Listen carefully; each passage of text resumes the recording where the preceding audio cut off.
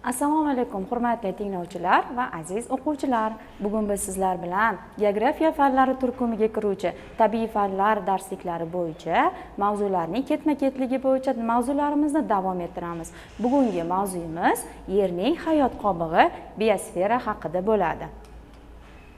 Biz bugungi mavzuyimiz asosida quyidagi bilimlarga ega bo'lamiz.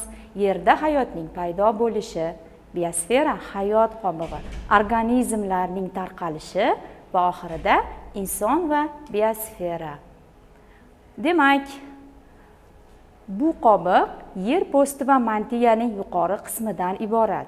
Unda tog'lar, tekisliklar kabi relyef shakllarni uchratish mumkin. Uning bag'rida turli xil mineral boyliklar joylashgan. Xo'sh, demak bu rasmda tasvirlangan bu qaysi qobiq ekan, aziz o'quvchilar? Ha, to'g'ri. Demak, bu o'zingiz bilganingizdek litosfera. Litosfera yerning tosh qobig'i hisoblanadi. Keyingi qobiq haqida gaplashamiz. Bu qobiq hayot manbai hisoblanadi. Kundalik hayotimizdagi eng ko'p ishlatiladigan tabiiy boyligimizdir. Bu esa gidrosfera, yerning suv qobig'i. Keyingi navbatdagi qobig'imiz esa yer yuzini shaffof ko'rpa kabi kunduzi qizib ketishdan, tunda esa sovib ketishdan asraydi. U bo'lmaganda biz nafas olmas edik. Bu bilganingizdek atmosfera, yerning havo qobig'idir. Yer sharining qobiqlari. Sayyoramiz, ya'ni yer taxminan 4 milliard 600 million yildan beri mavjud. Yerning butun tarixi davomida litosfera, gidrosfera va atmosfera o'zaro ta'sir etib turgan. Atmosferaning quyi troposfera qatlami, butun gidrosfera va litosferaning yuqori 4-5 kilometrlik qatlamining o'zaro ta'siri ayniqsa kuchli bo'lgan. Bu paytda yerning ichki va tashqi ta'sirlari natijasida yer yuzasidagi relyeflarda turli xil o'zgarishlar sodir bo'lib turgan. Hayot ham xuddi shu joyda aynan vujudga kelgan, aynan biosfera qatlamida. Undagi eng dastlabki hayot belgilari paydo bo'lganiga taxminan 3 milliard 800 million yilga yaqin vaqt bo'lgan. Bular ko'zga ko'rinmaydigan, juda mayda organizmlar edi. Organizmlar faol bo'lib, yer yuzini egallay boshlaganiga esa 550-600 million yil bo'ldi. Organizmlar bir-biri bilan juda yaqin aloqada bo'ladi va o'zaro ta'sir etib turadi. Agar ular o'zaro aloqada bo'lmaganlarida allaqachon qirilib, yo'q bo'lib ketar edi. O'simliklar noorganik moddalardan organik moddalar hosil qiladi. Buning uchun ularga suv va tuproqdan oziq moddalar, mineral va tuzlar, ya'ni havodan esa karbonat angidrid gazini olib, quyosh nuri ta'sirida organik moddalar tayyorlaydi. Hayvonlar esa organik modda tayyorlay olmaydi. Faqatgina ular o'simliklar tayyorlagan organik moddalarni iste'mol qiladilar. Ular o'txo'r hayvonlar deyiladi. Ba'zi hayvonlar esa boshqa jonivorlarni yeb kun ko'radi. Ularni go'shtxo'r hayvonlar deymiz. Ba'zi bir va yana sanitar hayvonlar ham deymiz. Chunki sanitar hayvonlar yer yuzasidagi o'limtik go'shtlarni, jonzotlarni yeb umr ko'rishadi. Ko'zga ko'rinmaydigan mayda organizmlar, ya'ni mikroblar, o'simlik va hayvonlar qoldiqlarini chiritib, minerallarga aylantirib turadi va tabiatga katta foyda keltiradi. Mana bu rasmga e'tibor bersangiz, yerning organik hayot paydo bo'lgan, yashaydigan va organizmlar o'zaro ta'sir etib turadigan qobig'iga biosfera deyiladi. Biosfera, bios hayot, sfera esa shar. Biosferaning qalinligi 30-40 kilometrga yetadi. Odam ham aynan mana shu biosferada yashaydi. Demak, mana bu biosfera qatlamida barcha tirik organizmlar, o'simliklar, hayvonlar, insonlar, ularning barchasi kiradi. Organizmlar quruqlik yuzasida va uning ustida 150 metr balandlikgacha bo'lgan havoda, tuproqda, okean va dengizlar suvining yuzasi hamda 150 metr chuqurlikgacha bo'lgan qismlarida eng ko'p tarqalganligini ko'rishimiz mumkin. quruqlikda organizmlarning tarqalishi yorug'lik, namlik va issiqlikning taqsimlanishiga, ya'ni iqlimga bog'liq bo'ladi.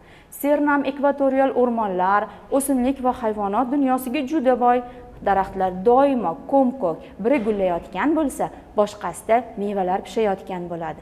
Nega deganingizda, u yerlarda iqlim yil bo'yi issiq, yog'in ko'p yog'adi. Issiqlik, namlik yetarli bo'ladi.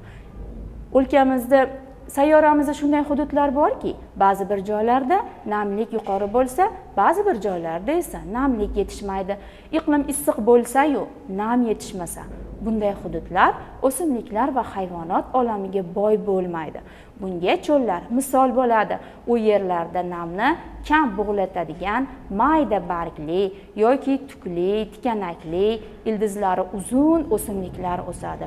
Ularning barglari tukli bo'lganliklari o'zida namlikni saqlab qolish uchun, ildizlarning uzun bo'lishi esa yer ostidan suvdan to'yinish uchun bo'ladi. Yer sharidagi eng katta cho'l, mana rasmda ko'rib turganingizdek, bu Afrika materigidagi sahroyi Kabir cho'lidir. Uni biz Sahara ham deb ataymiz. Uning maydoni 7 milliondan oshiqroq masofani tashkil etadi. Bundan tashqari, o'zimizning o'lkamizdagi, O'zbekistondagi eng katta cho'llardan biri bu Qizilqum cho'li. Uning maydoni 300 ming kilometr maydonni tashkil etadi. Bundan tashqari, qor va muzlik cho'llari ham bor. Cho'llarda ko'p hayvonlar uzoq vaqt suvsiz yashay oladi. Cho'llar faqat issiq joylarda emas, balki sovuq hududlarda ham bor. Antarktidada o'simlik o'smaydigan, hayvonlar yashamaydigan joylar juda ko'p. Bunday hududlar qor va muzlik cho'llari deyiladi. Hozirgi odamlarning ajdodlari taxminan 2 million yil ilgari paydo bo'lgan.